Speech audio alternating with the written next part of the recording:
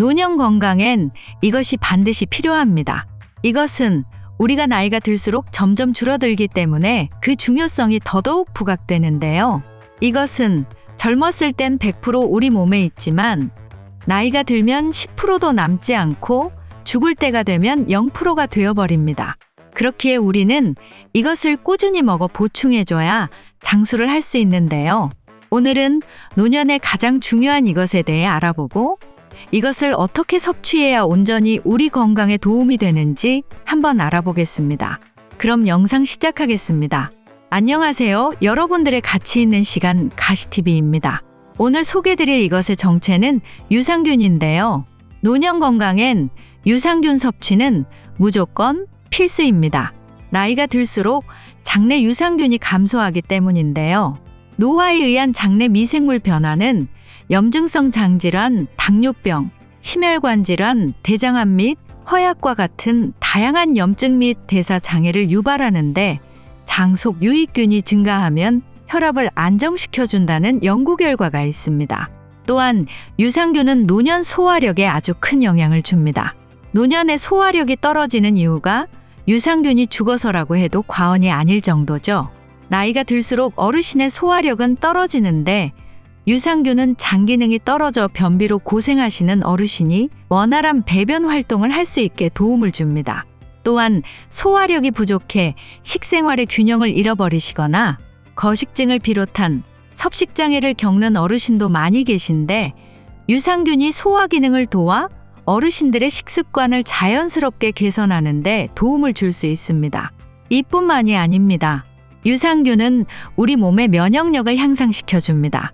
유산균은 어르신의 면역력 향상에 큰 도움이 됩니다.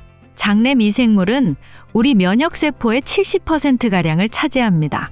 유산균은 장에서 배탈을 나게 하는 병원성 미생물과 유해균 증식을 막을 뿐만 아니라 면역 반응을 활성화하고 면역 글로불린 생산을 증가시키는 것으로 알려져 있습니다. 코로나19로 면역력이 무엇보다 중요해진 지금 어르신에게 유산균의 중요성은 어느 때보다 큽니다. 그렇다면 유산균은 언제 먹는 게 가장 좋을까요?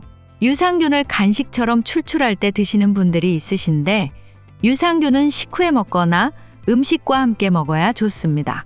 그 이유는 공복 상태일 때는 유산균이 위산에 의해 제대로 활동하지 못하기 때문입니다.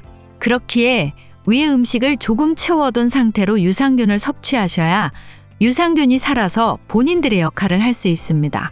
유산균을 먹는 것도 중요하지만 유산균이 죽지 않고 잘 사는 환경을 만드는 것도 중요합니다. 그리고 유산균의 효과를 극대화시키기 위해서는 과일, 채소, 잡곡류를 섭취하는 것을 추천드립니다. 인스턴트 식품, 기름진 음식, 카페인, 탄산음료 등은 유산균의 작용을 방해하므로 함께 먹지 않는 게 좋습니다. 어떤 유산균이든 효과를 보려면 한 달 이상 꾸준히 먹어야 합니다. 유산균은 어떻게 먹는 게 가장 좋을까요? 당연, 식품으로 섭취하는 게 가장 바람직한 방법입니다. 김치, 청국장, 요구르트 등 우리가 흔하게 알고 있는 유산균이 풍부한 음식을 섭취하는 방법이 가장 좋은 방법입니다. 또한 유산균 증식에 도움이 되는 채소와 과일을 먹으면 더더욱 좋지요. 하지만 문제는 노년은 이 방법이 비효율적이라는 것입니다. 젊었을 때는 음식만으로 충분한 유산균 섭취가 가능하지만 노년엔 음식만으론 부족하다는 의견입니다. 그렇기에 노년엔 유산균 영양제를 챙겨 먹는 것이 더 좋습니다. 그렇다면 어떤 영양제를 먹어야 할까요? 첫 번째는 유산균의 수를 보셔야 합니다. 유산균의 수는 매우 중요합니다. 식품의약품안전처에서 권장하는 일일 섭취균은 1캡슐당 최대 100억 마리입니다. 균의 함량 역시 효과에 영향을 주기 때문에 권장량 수준의 제품을 선택하는 게 좋습니다. 다만 권장량 이상 섭취하는 것에 대해서는 학계에서도 논란이 있습니다. 따라서 섭취량에 따른 본인 몸 상태 등을 살펴보고 조절합니다. 유산균이 장에 잘 도달하고 정착하기 위해서 알약 형태의 코팅된 제품을 먹는 것도 방법입니다. 그렇다면 균수가 같은 아무 제품이나 먹어도 괜찮을까요? 절대 아닙니다. 유산균은 장까지 도달해 잘 살아남느냐가 균수보다 더 중요합니다. 장까지 도달하기 전에 모든 유산균이 죽어버린다면 무슨 의미가 있을까요? 그렇기에 반드시 장까지 도달할 수 있는 생존력 높은 균을 드셔야 하는데 안타깝게도 생존력 높은 균은 비싸고 생존력이 낮은 균은 저렴합니다. 그 이유는 배양이 어렵거나 임상 효과가 더 많이 입증된 균주들은 많은 사람이 찾기 때문에 그렇습니다. 그렇다면 비싼 유산균을 먹으면 되는 거 아닌가? 생각하실 수도 있지만 인터넷 검색을 조금만 해봐도 비싼 균은 조금 넣고 저렴한 균을 많이 넣어 전체 균수로 홍보하는 경우가 상당히 많습니다. 새우인 줄 알고 먹었더니 새우깡인 경우지요. 그렇기에 제품을 선택하는 데 있어서 위에 말한 유산균수, 생존력이 높은 유산균, 검증된 유산균 등 여러 가지 경우의 수를 따지고 구매하셔야 합니다. 이런 과정이 귀찮으신 분들은 제가 위에 기준으로 선정한 제품인 코오롱 제약 유산균을 드시길 바랍니다.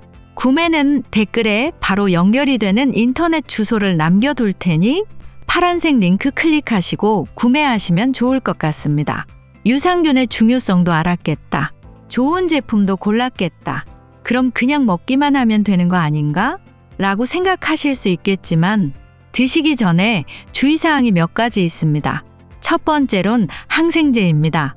항생제는 우리 몸에 침입한 세균의 감염을 치료하는 약입니다. 폐렴 등 감염 증상이 심할 때 주로 처방됩니다. 유산균은 우리 몸에 들어가서 설사, 변비 완화 등 건강에 좋은 효과를 줍니다. 그러나 유산균도 균의 일종이기 때문에 항생제와 함께 먹으면 안 됩니다. 항생제가 유산균을 죽이고 유산균이 항생제의 약효를 감소시킵니다. 서로 상극인 것이죠. 유산균을 복용하고 싶다면 항생제 치료가 다 끝난 뒤나 2시간 이상 지나 항생제가 완전히 흡수된 후에 먹는 걸 추천드립니다.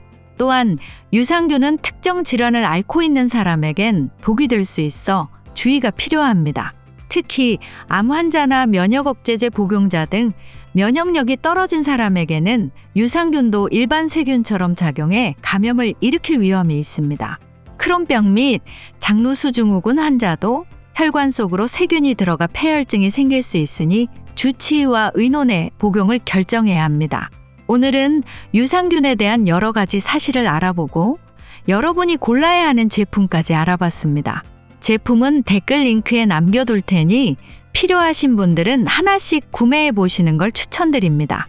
영상이 유익하셨다면 좋아요와 구독 한 번씩 부탁드리며 긴 영상 시청해 주셔서 감사합니다. 영상 재미있게 보셨나요? 궁금하신 점이나 의견을 댓글로 마구마구 달아주세요. 영상 속 제품이 궁금하신 분들은 첫 번째 댓글을 봐주세요. 댓글 속 파란색 인터넷 주소를 클릭하면 구매 페이지로 이동할 수 있답니다. 인기가 많은 제품으로 골라온지라 시간이 지나면 가격이 오르거나 품절될 수 있으니 서둘러서 확인해 보세요. 감사합니다.